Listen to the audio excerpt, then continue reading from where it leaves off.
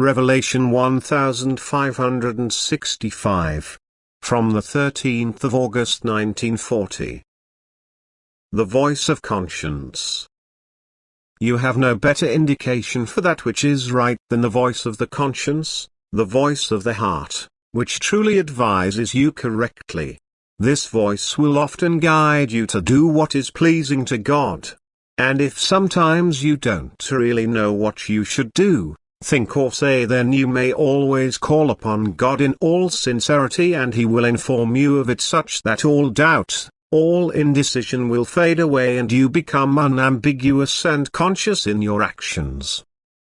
Every wrong thought triggers unease in you, and every right thought will make you feel glad, for all good spiritual beings around you endeavor to mentally inform you as to what you should or should not do. And if you willingly accept these suggestions, they will also give you the emotion of inner contentment, whereas the other way round, they will awaken in you a feeling of uneasiness in order to make you become aware of the inner voice. The prompting of spiritual friends into doing a good deed is often the reason that this deed will then also be carried out, for a person on his own is often too weak-willed if he is not stimulated to do good.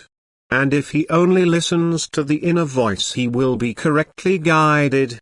The realization of that which is right will likewise awaken him if he wants to act correctly.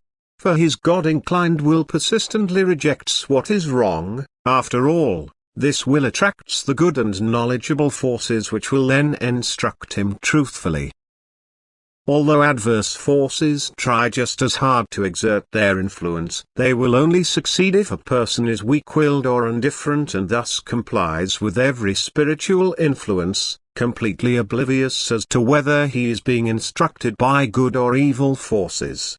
This is where wicked forces have an easy game, although afterwards the voice of conscience will sound reproachfully and disturb his inner contentment.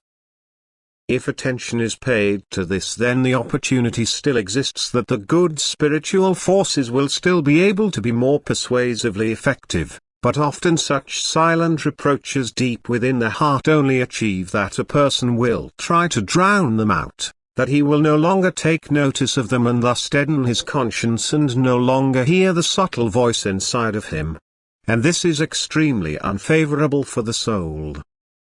For then a person will find it very hard to do kind-hearted actions, since he has insufficient strength to do so.